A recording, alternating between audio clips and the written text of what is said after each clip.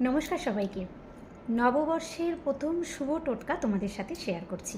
বৈশাখ মাস এমন একটা মাস যেই মাসে সমস্ত রকমের শুভ অনুষ্ঠান কিন্তু এই মাসে সুসম্পন্ন করা হয়, যেমন বিবাহ। তো একটা শুভ টোটকা যেটা করলে তোমাদের গৃহে শান্তি, সুখ, অন্নের অভাব কখনো হবে না। টোটকাটা খুবই একদম অল্প জিনিস লাগবে।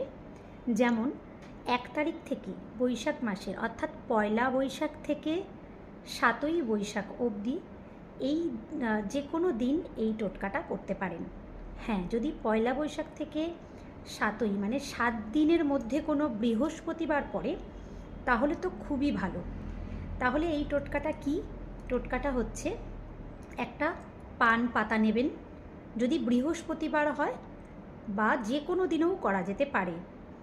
যদি বৃহস্পতিবার হয় তাহলে তো খুবই ভালো।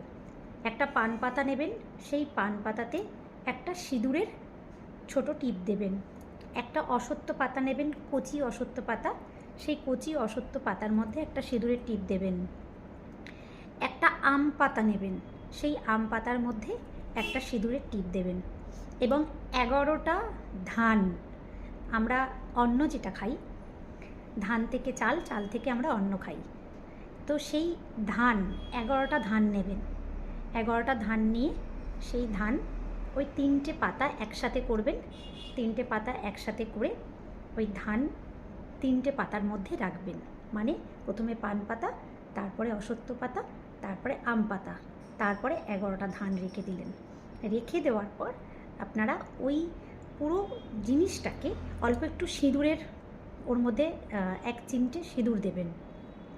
যদি অষ্টগন্ধা থাকে খুব ভালো।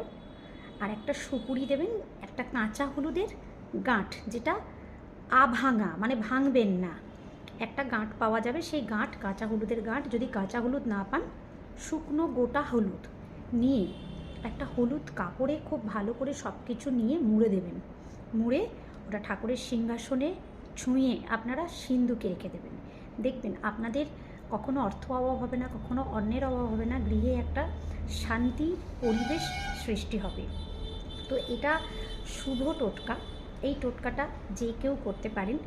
মহিলারা অশুচি অবস্থায় এই টোটকাটা করবেন না, পুরুষরা এই টোটকাটা করতে পারেন। এবং বৃহস্পতিবার অবশ্যই মা লক্ষ্মীকে সামনে রেখে, সামনে বসিয়ে, মা লক্ষ্মীর সামনে বসে অবশ্যই এই টোটকাটা করবেন। দেখবেন আপনারা খুব ভালো ফল পাবেন। এই টোটকাটা করার পর আমাকে অবশ্যই জানাবেন আপনারা কেমন আছেন।